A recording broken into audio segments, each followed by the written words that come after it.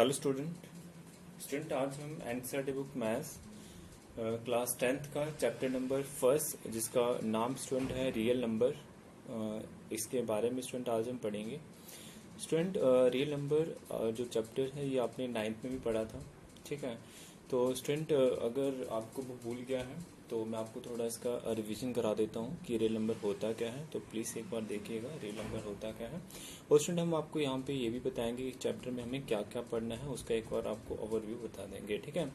तो ध्यान दें स्टूडेंट, रियल नंबर्स होते क्या हैं आपको देखना है। मैंने रियल नंबर लिखा है। रियल नंबर जो होता है स्टूडेंट ये ध्यान रखना है, इसे हम कैपिटल आर से लिखते हैं। It is represented by capital R, ठीक है, ये ध्यान रखना है आपको। जो स्टूडेंट रियल नंबर है ये होता है क्या है, rational number plus irrational number को जब हम प्लस कर देते हैं, ठीक है, इसको हम रियल नंबर बोलते हैं। अब बच्चों के दिमाग में डाउट होगा सर हमें रेशनल नंबर का नॉलेज नहीं है, इरेशनल का नहीं है, तो आप हमें ये भी बताएं। तो स्टूडेंट मैं आपको ये भी बताने वाला हूँ। तो बट इतना पता चल गया, कोई आपको पूछे रियल नंबर क्या होता है। रियल नंबर क्या होता है कि rational number plus irrational number, ठीक है। स्टूडेंट रियल नंबर वो होते हैं जो एक नंबर लाइन पे हम ड्रा करते हैं। नंबर लाइन पे जितने भी आप नंबर ड्रा करते हैं वो सारे के सारे रियल नंबर्स होते हैं। अब नंबर लाइंस क्या होती हैं, अगर आपको इसका नॉलेज नहीं है, हम आपको आगे बताएंगे। बट पहले आप ये सीख लें स्टूडेंट रेशनल नंबर्स क्या होते हैं। रेशनल नंबर स्टूडेंट जो पी बाई क्यू की फॉर्म में होते हैं, जिसमें ये ध्यान रखना कि जो डिनोमिनेटर, ये आपको पता है ना, सबको नॉलेज है। ये जो होता है जो मैंने पी है ये आपका न्यूमिनेटर है और जो क्यू है आपका डिनोमिनेटर है। तो रेशनल नंबर क्या होता है, पी बाई क्यू की फॉर्म में होते हैं। और आपको ध्यान रखना कि जो क्यू होगा, क्यू मतलब डिनोमिनेटर होगा वो नॉट इक्वल टू जीरो होना चाहिए। रेशनल नंबर में एक खास बात है कि स्टूडेंट जो आपका क्यू होगा वो कभी भी जीरो नहीं होना चाहिए, आपको याद रखना है। इसके बाद स्टूडेंट मैंने लिखा है इरेशनल नंबर, ये भी आपको बताते हैं। तो रेशनल नंबर स्टूडेंट आपको दो तरीके के रेशनल नंबर मिलते हैं, आपको याद रखना है। फर्स्ट जो है टर्मिनेटिंग होता है और सेकंड जो है नॉन टर्मिनेटिंग, ठीक है। अब बच्चों का डाउट रहता है कि सर टर्मिनेटिंग क्या होता है, नॉन टर्मिनेटिंग क्या होती है, ये भी हम आपको इधर बताएंगे। इरेशनल नंबर स्टूडेंट क्या होते हैं, ये नॉन टर्मिनेटिंग नॉन रिपीटिंग होते हैं। ये होते हैं क्या, मैं आपको अभी बताता हूँ। बट स्टूडेंट पहले हम रेशनल नंबर को अच्छे से पढ़ लेते हैं। रेशनल नंबर स्टूडेंट क्या होते हैं, आपको नॉलेज होना चाहिए टर्मिनेटिंग और नॉन टर्मिनेटिंग। इतना तो बताया rational number P by Q की फॉर्म में होता है, Q not equal to zero होना चाहिए। स्टूडेंट अगर मान लेते हैं क्यू जीरो हो जाए तो क्या होगा, मैं आपको बताता हूँ। क्यू को अगर जीरो मान लेते हैं स्टूडेंट, ये वन है, ये वन के नीचे मैंने जीरो लिख दिया। जब मैंने वन के नीचे जीरो लिखा, आप खुद ध्यान दीजिएगा, जब मैं वन को जीरो से डिवाइड करूंगा तो पहले आप मान लेते हैं 9 से किया। 9 इंटू जीरो क्या होता है बताएं, जीरो होता है, ठीक है। तो आपका वन ही बचा, फिर आपने 9 से करा, ठीक है। 9 इंटू जीरो कितना होगा, जीरो होगा, फिर वन बचा। ऐसे स्टूडेंट आप इसे करते जाएंगे, ये कभी डिफाइंड ही नहीं होगा। अगर ये डिफाइंड नहीं होगा तो आप मुझे बताएं, अगर ये डिफाइंड ही नहीं होगा तो उस केस में आपको ध्यान रखना है स्टूडेंट कि पी के नीचे कभी भी क्यू जो है वो जीरो नहीं होना चाहिए, तो ये आपको ध्यान रखना है। तो वैसे कि स्टूडेंट मैं आपको टर्मिनेटिंग और नॉन टर्मिनेटिंग बता रहा था, ये होता क्या है एक बार मैं आपको ये भी बता देता हूँ। स्टूडेंट मैंने नंबर्स लिए हैं, देखिए ये 5/2 एक रेशनल नंबर है, क्यों, ये पी क्यू की फॉर्म में है। 17/2 भी एक रेशनल नंबर है, ये पी बाई क्यू की फॉर्म है। 8/15 भी एक रेशनल नंबर है, पी बाई क्यू की फॉर्म है। 9/20 भी एक रेशनल नंबर है, पी बाई क्यू की फॉर्म में है। 17/6 भी एक रेशनल नंबर है, पी बाई क्यू की फॉर्म में है, ठीक है। बट इसमें बच्चों को दिक्कत आता है कि सर टर्मिनेटिंग कौन सा और नॉन टर्मिनेटिंग कौन सा, मैं आपको यहाँ पे बताता हूँ। स्टूडेंट देखिएगा मैंने इनका डेसिमल निकाला। डेसिमल पता है ना सबको, पॉइंट्स मैंने लिख दिया। 5 को 2 से डिवाइड किया 2.5 आया, 17 को 2 से डिवाइड किया 3.4 आया, 8 को 15 से डिवाइड किया 0.533 आया, 9 को 20 से डिवाइड किया 0.45 आया, 17 को 6 से डिवाइड किया 2.8333 सोन तक आया, ठीक है। इसमें से मैंने इनका फॉर्म लिखा है, आपको याद रखना है जो टर्मिनेटिंग होता है ना, ये जो 2.5 है ये टर्मिनेटिंग है, ये 3.4 जो है ये टर्मिनेटिंग है। ऐसे आपको समझ नहीं आ रहा है स्टूडेंट, एक नॉन टर्मिनेटिंग का एग्जांपल लेते हैं। तो नॉन टर्मिनेटिंग का जो मैंने एग्जांपल लिया स्टूडेंट देखिए 0.5333 ये नॉन टर्मिनेटिंग है। तो ध्यान दीजिएगा नॉन टर्मिनेटिंग, और इसे मैं क्या बोलूंगा, रिपीटिंग है। नॉन टर्मिनेटिंग रिपीटिंग, क्योंकि ये रिपीट हो रहा है, ठीक है। ये क्या है, नॉन टर्मिनेटिंग रिपीटिंग है। कैसे पता चला मुझे, क्योंकि स्टूडेंट देखिए 3 जो है बार बार रिपीट हो रहा है, तो ऐसे देखिए आप बता सकते हैं कि नॉन टर्मिनेटिंग रिपीटिंग है, ठीक है। 0.45 आपको क्लियरली पता चल रहा है ये रिपीट नहीं हो रहा, तो ये टर्मिनेटिंग हो गया, ठीक है। जैसे 2.833 स्वान तक लिखा है तो ये नॉन टर्मिनेटिंग रिपीटिंग, क्योंकि 3 जो है बार बार रिपीट हो रहा है। स्टूडेंट अब कई बच्चों का डाउट रहता है कि सर 5 को 2 से डिवाइड किया तो 2.5 आ गया, 17 को 2 से डिवाइड किया 3.4 आ गया, 8 को 15 से डिवाइड करना सर थोड़ा लेंथी हो जाता है, हमें थोड़ा आसान ट्रिक होता है, तो ठीक है। तो उसके लिए स्टूडेंट आपको क्या याद रखना है, जो टर्मिनेटिंग होगा उसमें जो क्यू होगा ना, क्यू मतलब मैं इसकी बात कर रहा हूँ डिनोमिनेटर, जब भी आपको डिनोमिनेटर देखना है, अगर आपका डिनोमिनेटर जो है उसके नीचे या तो 2 है या तो 5 है या दोनों होंगे फैक्टर में, ठीक है, उस केस में आपका जो भी नंबर होगा, ठीक है, वो आपका टर्मिनेटिंग रेशनल नंबर होगा, ठीक है। अगर नॉन टर्मिनेटिंग रिपीटिंग की बात करें तो मैंने लिखा है उसके नीचे जो क्यू होगा ना, क्यू अदर देन 2 और 5, मतलब वो 2 और 5 नहीं हो सकता। स्टूडेंट देख लीजिएगा, यहाँ पे 2 है ना, 5 के नीचे 2 है, तो ये आपका टर्मिनेटिंग है। 17 के नीचे 2 है तो ये आपका टर्मिनेटिंग है, ठीक है। और 8 के नीचे 15 है ना, तो 15 क्या फैक्टर बनाए, कितने होंगे, 3 इंटू 5। तो ये देखिएगा अदर देन 2 और 5 है ना, अदर देन 2 और 5, क्योंकि इसमें 2 नहीं है, 3 और 5 है। जब भी अदर देन 2 और 5 होगा, वो जो फैक्टर होगा वो आपका क्या होगा, नॉन टर्मिनेटिंग रिपीटिंग होगा, ठीक है। जैसे स्टूडेंट मैं 20 के फैक्टर बनाता हूँ, कैसे बनाएंगे, 4 इंटू 5 20 होता है ना, ऐसे लिख सकते हैं ना। तो 4 को मैं ऐसे तो लिख सकता हूँ 2 का स्क्वायर इंटू 5, ठीक है। तो मुझे आप बताएं, इसमें 2 और 5 आ गया, जिसमें 2 और 5 बोथ लिखा है ना, 2 आ सकता है 5 आ सकता है, बोथ मतलब दोनों आ जाए, ठीक है। तो 2 और 5 दोनों आ गए, तो जब 2 और 5 दोनों आएंगे तो ये आपके क्या होंगे, बता सकते हैं ना, टर्मिनेटिंग होंगे। 17 को मैं 6 से डिवाइड करता हूँ, 6 के मैंने फैक्टर बनाए, देखिए क्यू को देखना है, क्यू डिनोमिनेटर वाला है, 6 से फैक्टर बनाए कितने होते हैं, 2 क्रॉस 3 है ना, 2 क्रॉस 3। तो देखिए ये अदर देन, जो यहाँ पे नॉन टर्मिनेटिंग रिपीटिंग मैंने बताया था, क्यू अदर देन 2 और 5 है ना, तो ये 2 और 5 नहीं है, इसमें दोनों होने चाहिए, नहीं है। तो इस केस में जो ये फैक्टर है स्टूडेंट आपको ध्यान रखना है, ये जो 2 और 3 है, अगर इसके नीचे other than Q other than 2 और 5 होगा, उस केस में ये non terminating repeating rational numbers होंगे। स्टूडेंट अगर आपको इसमें कोई डाउट है, कोई दिक्कत नहीं है, मैं आपको रेशनल नंबर का एक पूरा एक्सरसाइज कराने वाला हूँ, उसमें टर्मिनेटिंग भी होगा, नॉन टर्मिनेटिंग रिपीटिंग भी होगा, उसमें स्टूडेंट हम अच्छे से पढ़ लेंगे। अभी फिलहाल स्टूडेंट हम इतना ही रखते हैं ऐसे, ठीक है। तो स्टूडेंट आगे देखिए इरेशनल नंबर्स क्या होते हैं, ये भी देख लीजिएगा, इरेशनल नंबर्स क्या होते हैं।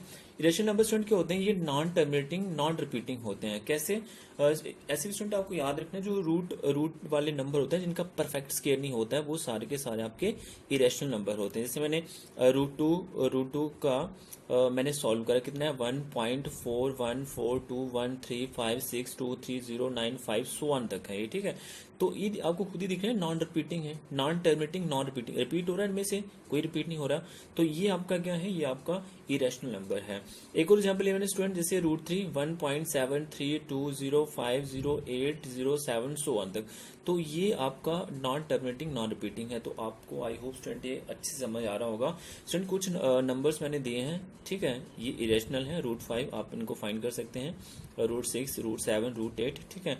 ऐसे स्टूडेंट अगर मैं √9 अगर निकालूं तो ये इसका परफेक्ट स्क्वायर होता है, देखिए क्या हो गया, परफेक्ट स्क्वायर रूट होता है 3 आ गया। तो ये जो 3 है ना, ये आपका रेशनल नंबर है। रेशनल नंबर में जो भी स्टूडेंट आपको जिनका भी स्क्वायर रूट निकालना है, उनका परफेक्ट स्क्वायर रूट नहीं होना चाहिए, तो वो सारे के सारे नंबर आपके रेशनल नंबर होते हैं, जिसमें स्टूडेंट पाई भी आपका एक रेशनल नंबर है। तो स्टूडेंट आई होप आपको रेशनल और इरेशनल अच्छे से समझ आया होगा। तो स्टूडेंट आगे हम बात करते हैं टॉपिक। इस चैप्टर में हमें रियल नंबर क्लियर है आपको, रियल नंबर क्या होता है, आपको अगर कोई पूछे rational number plus irrational number को हम रियल नंबर्स बोलते हैं, ठीक है।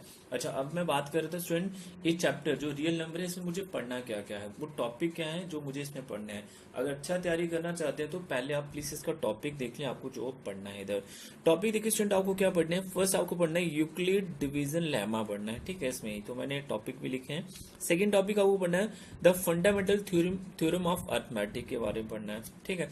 थर्ड आपको पढ़ना है रिविजिटिंग इरेशनल नंबर्स के बारे में।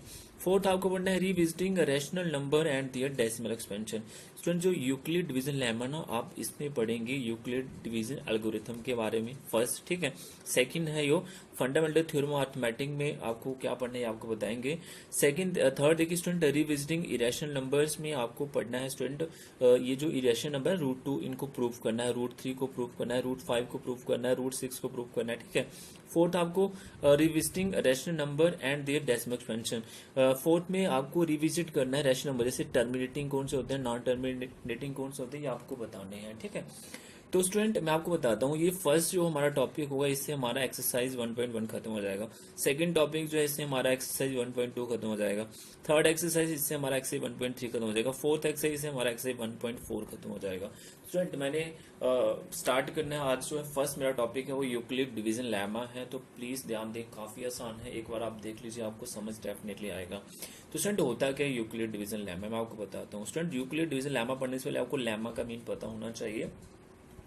स्टूडेंट लेमा क्या है, एक स्टेटमेंट है, एक प्रूवन स्टेटमेंट है। तो लेमा क्या होता है स्टूडेंट, मैंने लिखा है लेमा के बारे में लिखा है student, a lemma is a proven statement use to prove another statement. ठीक है, तो लेमा एक प्रूवन स्टेटमेंट है अपने आप में ही। तो ये क्या करती है, यूज करते हैं इसको किसके लिए, टू प्रूव अनदर स्टेटमेंट को प्रूव करने के लिए। देखिए स्टूडेंट मैंने एक स्टेटमेंट लिया है, 3 मल्टीप्लाई बाई 6 कितना होता है पता है, 18 होता है। ये तो प्रूवन स्टेटमेंट है, क्लियरली पता चल रहा है आपको।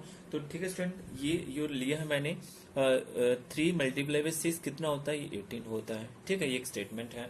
तो स्टूडेंट यूक्लिड डिवीजन लेमा क्या होता है ये आपको याद रखना है स्टूडेंट। यूक्लिड डिवीजन लेमा का यूज हम कहाँ करेंगे, हम यूक्लिड डिवीजन लेमा का यूज करेंगे स्टूडेंट यूक्लिड डिवीजन एल्गोरिथम में। तो प्लीज ये ध्यान से सुनिएगा ये होता क्या है। स्टूडेंट मैंने क्या करा, गिवन 2 पॉजिटिव इंटीजर्स ले लिया, ध्यान दीजिएगा, गिवन 2 पॉजिटिव इंटीजर। अगर बच्चे आपको इंटीजर्स का नॉलेज नहीं है तो प्लीज पहले इंटीजर्स पढ़ लें अच्छे से। इंटीजर्स क्या होते हैं स्टूडेंट, मैंने इधर लिखे हैं, आप देख लीजिएगा। इंटीजर क्या होते हैं, 0 से स्टार्ट होते हैं और 0 के आगे भी चलते हैं, 1 2 3 4, और 0 के पीछे भी चलते हैं, नेगेटिव साइड भी चलते हैं, -1 -2 सो ऑन तक। तो ये इंटीजर है। 0 के आगे जो होते हैं पॉजिटिव इंटीजर बोलते हैं, 0 के पीछे जो होते हैं हम नेगेटिव इंटीजर्स बोलते हैं। तो ध्यान रखिए, इंटीजर 0 से स्टार्ट होते हैं। तो स्टूडेंट मैंने क्या करा, given 2 positive integer A and B, there exist, ध्यान से सुनिएगा, there exist unique number. Unique मतलब ये अपने आप में मान लेते हैं कि यूनिक अकेला, ठीक है, अपने आप में अलग है ये। ठीक है, number Q and R such that ये जो लाइन लिखे ना, A equal to B Q plus R. अभी आपको देखने में ऐसे अजीब सा लग रहा होगा, बट मैं आपको ये अच्छे से बताऊंगा ये क्या है। कामा लिखा है वेयर आर बोल रहा है, ये जो सिंबल है ना लेस देन इक्वल टू, इसे हम रीड कैसे करते हैं, R is greater than equal to less than B है। R is greater than equal to less than B, ये कंडीशन आपको याद रखनी है student. A equal to B Q plus R है क्या, ये आपको मैं अभी एक एग्जांपल से समझाता हूँ ये इन्होंने क्या लिखा है। तो प्लीज ध्यान दीजिए स्टूडेंट, क्या है ये स्टूडेंट, मैंने ए मान लिया 7 है मेरे पास, ए मैंने क्या मान लिया 7। हमें ये चीज बतानी थी ना, A equal to B Q plus R, ये क्या है ना। और क्या लिखा था, मैं आगे आपको इधर बता देता हूँ, A equal to B Q plus R. और लिखा था कि जो आर है वो क्या होना चाहिए, 0, R is greater than equal to 0 और लेस देन बी है, ये लिखा था। ये मैं आपको समझाने वाला हूँ। ठीक है स्टूडेंट, मैंने क्या करा, ए मैंने ले लिया 7, ध्यान से समझे प्लीज, बी मैंने ले लिया 2। ठीक है, ये मैंने एक एग्जांपल से आपको समझा रहा हूँ। स्टूडेंट मैंने 7 को 2 से डिवाइड किया, तो कैसे करेंगे, आपको आता है ना 2 इंटू 3 करें कितना होता है 6, डिवाइड करना तो आता है। तो आपका कितना बचा नीचे, 7 से 6 निकालेंगे 1 बचा। ठीक है, यहाँ पे स्टूडेंट आपको याद रखना है, जिस नंबर से मैंने डिवाइड करा उसे हम डिवाइजर बोलते हैं। क्या बोलते हैं उसे हम डिवाइजर बोलते हैं। और जिसको डिवाइड करा उसे हम डिविडेंड बोलते हैं। 7 को करा ना, इसे हम क्या बोलते हैं, डिविडेंड। और स्टूडेंट जब आपने डिवाइड किया तो एक नंबर से मल्टीप्लाई किया, जैसे 2 इंटू 3 करा, तो ये जो नंबर है इसे हम कोशेंट बोलते हैं। क्या बोलते हैं, कोशेंट। और स्टूडेंट जो आपका रिमेनिंग बचा, जैसे मैंने 2 3 का 6 होता और यहाँ पे रिमेनिंग क्या बचा 1, ये जो रिमेनिंग जो आपका बचा इसे हम रिमाइंडर बोलते हैं। रिमेन से याद हो जाएगा रिमाइंडर, जो रिमेनिंग बचा से क्या बोलेंगे, रिमाइंडर बोलते हैं। तो स्टूडेंट मैं आपको यहाँ पे क्या बताना चाहता हूँ, सुने ध्यान से, देखिए क्या है। अगर स्टूडेंट मैं आपसे पूछूं, इस 7 की जगह मैं यहाँ पे आपको दिखाता हूँ, यहाँ पे मैंने क्या लिखा है स्टूडेंट। अगर मैं इस 2 को मल्टीप्लाई करूँ 3 से, ध्यान दीजिएगा, इस मैंने 2 को मल्टीप्लाई कर दिया अगर 3 से, और मैं ये वाला +1 ऐड कर दूं, आप खुद मल्टीप्लाई करें, 2 इंटू 3 कितना होता है 6 + 1 आपका 7 आएगा कि नहीं आएगा। तो मैं इसे 7 के बराबर लिख सकता हूँ। स्टूडेंट यहाँ से आपको क्लियरली पता चल रहा है, ये जो 7 है मैं इसे लिख सकता हूँ ना, इसे आप फिर से देख लीजिएगा अगर आपको डाउट हो रहा है। 2 × 3 करें तो कितना होता है 6 + 1 कितना होता है 7 ही होता है, ऐसे लिख सकते हैं ना। तो ये जो 7 है ना इसे हम डिविडेंड बोलते हैं। अच्छा, इज इक्वल टू 2 को हम क्या बोलते हैं, डिवाइजर बोलते हैं, मल्टीप्लाई 3 को हम क्या बोलते हैं, कोशेंट बोलते हैं, प्लस वन को हम क्या बोलते हैं, रिमाइंडर बोलते हैं।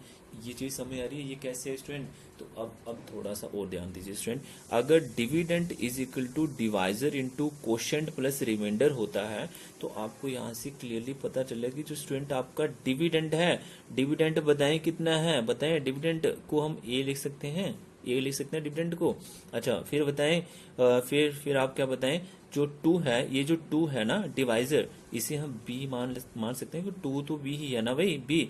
और जो कोशेंट है, कोशेंट को हर बार आप क्यू रखोगे स्टूडेंट, ध्यान रखिए कोशेंट को आप हर बार क्या रखोगे, क्यू, इसलिए आप क्यू रख दिया। प्लस जो रिमाइंडर है भाई कितना है, 1 है ना, 1, तो इसे स्मॉल आर लिखेंगे। तो यही जो A equal to B Q plus R है, ये यही बता रहा है स्टूडेंट कि dividend is equal to divisor into quotient plus remainder है। बट उसने अपने तरीके से लिखा है, आपको अगर नहीं समझ आ रहा तो अभी तो समझ आ गया, प्लीज क्लियर है, समझ आ रहा है। कोई डाउट होगा तो मुझे बताएं स्टूडेंट कमेंट में। स्टूडेंट उसके बाद अगर आपको A equal to B Q plus R समझ आ गया, ये क्या है, ए मतलब डिविडेंड होता है, बी मतलब डिवाइजर होता है, क्यू मतलब कोशेंट होता है, आर मतलब रिमाइंडर होता है। उसके बाद ये लिखा था कि आर जो है ना, आर ये greater than equal to 0 less than B का क्या मतलब है, ये मैं आपको बताता हूँ। सुने, ये मैंने लिखा है 0 less than equal to R less than B है, ठीक है। ये तो सिंबल याद है ना सबको, ये सिंबल लेस देन वाला होता है, ये सिंबल ग्रेटर देन वाला होता है, ये याद कर लें अगर जिसको नहीं पता है भाई, ठीक है। 10th क्लास के बच्चों को अगर नहीं पता है तो ये देख लीजिएगा, ठीक है। ये मैंने लिख दिया है। तो स्टूडेंट बी कितने हैं, बी तो पता है ना 2 है। तो यहां से आपको एक बात समझ आ रही है कि आर क्या होगा, 0 होगा या तो 1 होगा, क्योंकि उसने बोला R is greater than equal to 0, या तो 0 या 0 से बड़ा, 0 भी तो होगा। और लेस देन 2, लेस देन 2 मतलब 2 नहीं होगा 1, या तो 0 या तो 1 होगा। स्टूडेंट आपने यहाँ से ये पता लगा लिया जो आपका रिमाइंडर है वो या तो 0 या तो 1 होगा, बट आपको एग्जैक्टली पता है 1 है, या तो 0 या तो 1 हो सकता है बट 1 है। अगर स्टूडेंट आपको ये नहीं समझ आ रहा, मैं आपको बताऊंगा ये कहाँ पे यूज होगा, क्लियर है। ये फिलहाल आप इतना ही रखें इसमें। अगर आपको स्टूडेंट ये समझ आ गया है, मैं आपको एक एग्जांपल बताता हूँ, इसके रिलेटेड एक एग्जांपल कर लेते हैं कि आपको यूक्लिड डिवीजन लेम्मा अच्छे समझ आ जाए, ठीक है।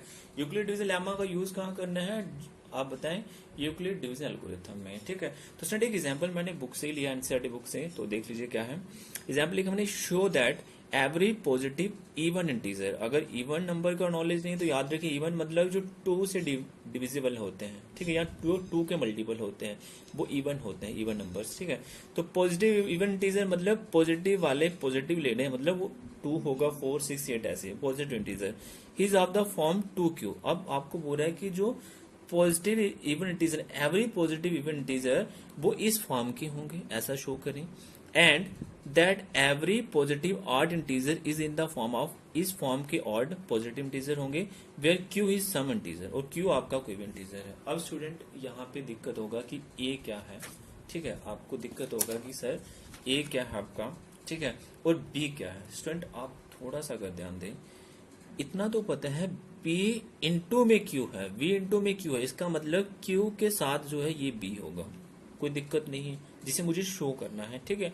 यहां से मैंने ये पता लगा लिया कि A B any positive integer, A कोई भी पॉजिटिव इंटीजर है, पता नहीं है बट हमने लिख दिया A B any positive integer, ठीक है। A कोई भी पॉजिटिव इंटीजर है, जो मुझे क्या बताना है, पहले केस में होता है every positive event is in the form 2q की फॉर्म में है, and that every positive odd integer is in the form 2q plus 1 की फॉर्म में है, ठीक है।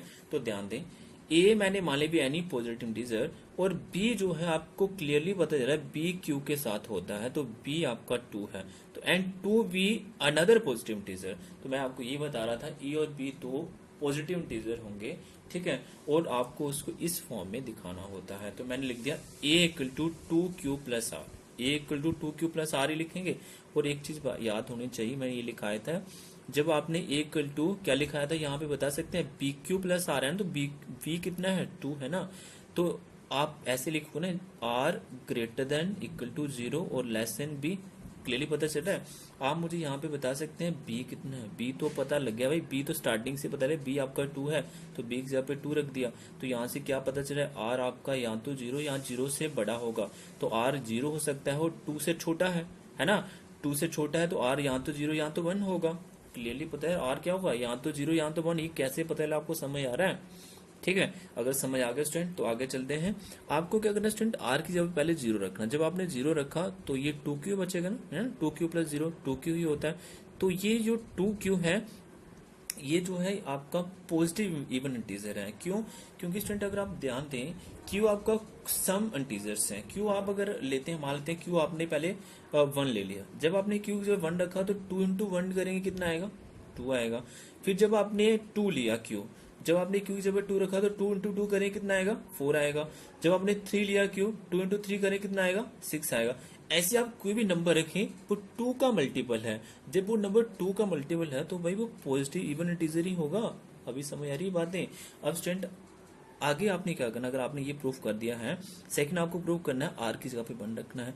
आप खुद सोचें स्टूडेंट, अगर मैं इसे सॉल्व कर रहा हूँ, 2 इंटू क्यू प्लस 1 को मुझे सॉल्व करना है, मैंने क्या करा, 2 इंटू क्यू की जगह मैंने 1 रख दिया प्लस मैंने 1 किया, तो 2 इंटू 1 1 होगा, सॉरी 2 इंटू 1 2 होगा, प्लस 1 करेंगे 3 आएगा। तो ये 3 है ना स्टूडेंट, ये मुझे बता सकते हैं 3 आपका क्या है? 3 तो 8 है। एक और रखते हैं, मैंने क्यू की जगह पे स्टूडेंट 2 रखा, कुछ भी रख सकते हैं, क्यू इंटीजर है।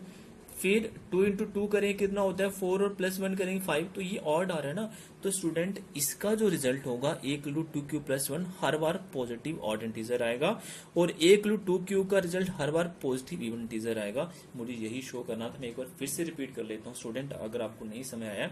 हमें शो करना था, show that every positive even integer is in the form. बोल रहे कि जो आपके एवरी पॉजिटिव इवन इंटीजर है वो इस फॉर्म के होंगे, तो डेफिनेटली 2q फॉर्म के ही हैं। आप इसमें q की जगह पे रखें, वो 2 के मल्टीपल होंगे। अगर वो 2 के मल्टीपल होंगे तो पॉजिटिव इवन इंटीजर ही होंगे। और बोला कि and that every positive odd integer is in the form of 2q plus 1। ध्यान दीजिएगा 2q प्लस 1, तो डेफिनेटली सही बोल रहा है, क्योंकि आप q की जगह पे 1 रखो तो 2 इंटू 1 करेंगे तो 2 होगा, प्लस 1 3, क्यू की जगह पे 2 रखो, 2 इंटू 2 करेंगे 4 प्लस 1 कितना होता है? 5। तो ये पॉजिटिव ऑड इंटीजर ही तो आ रहा है। तो स्टूडेंट एक बार मैं आपको इसका रिवीजन करा देता हूँ, सुने फिर से बताते हैं। मैंने स्टूडेंट रियल नंबर बताया, real number rational number plus irrational numbers होते हैं। सुनने ध्यान से, ठीक है, सुन लीजिएगा। तो जो रियल नंबर है student rational number plus irrational number, तो रेशनल नंबर मैंने बताया पी बाई क्यू की फॉर्म में होते हैं, और रेशनल नंबर में नॉन टर्मिनेटिंग नॉन रिपीटिंग पढ़ना है। और जो आपका रेशनल नंबर है उसमें टर्मिनेटिंग नॉन टर्मिनेटिंग के बारे में मैंने आपको बताया, ये आपको याद रखना है। और टॉपिक हमें जो पढ़ना है मैंने ये बता दी है आपको। इसके बाद स्टूडेंट मैंने बताया था यूक्लिड डिवीजन लैमा क्या होता है। इसमें मैं लैमा का मतलब पता है, लैमा क्या होता है। Lemma is the proven statement use to prove another statement के लिए हम इसका यूज करते हैं, ये आपको याद रखना है। यूक्लिड डिवीजन लैमा क्या होता है, इसका यूज हम काम पे करेंगे यूक्लिड डिवीजन एल्गोरिथम में। तो ये होता है कि मैंने 2 पॉजिटिव इंटीजर लिए a and b, there exist unique number q and r such that a equal B Q plus r में लिखा है, तो वेयर r जो है वो greater equal 0 less then b होना चाहिए, ये मैंने आपको बताया स्टूडेंट। और यहाँ पे मैंने आपको ये dividend is equal to divisor into quotient plus remainder कैसे आई, मैंने आपको बताया अच्छे से डिवाइड करके। डिवाइजर किसे बोलते हैं, डिविडेंड किसे बोलते हैं, क्वोशिएंट किसे बोलते हैं, रिमाइंडर किसे बोलते हैं, मैंने बताया। तो ये चीज कैसे आई थी मैंने आपको बताया, ये क्या लिखा है ये आपने पढ़ रखा है, ठीक है। आप बोलेंगे सर ये हमें क्या पढ़ा रही है, आपने ऑलरेडी पढ़ रखा था, ये मैंने वही बताया, ठीक है। उसके स्टूडेंट मैंने क्वेश्चन बताया, तो आई होप स्टूडेंट आपको ये सारा अच्छे समझ आया होगा। अगर स्टूडेंट फिर भी कोई डाउट रहता है तो प्लीज कमेंट करें, मुझे बताएं। तो स्टूडेंट इस वीडियो का मैं PDF लिंक भी डिस्क्रिप्शन में डाल दूंगा, आप वो भी देख लीजिएगा। स्टूडेंट आज के लिए इतना ही, थैंक यू।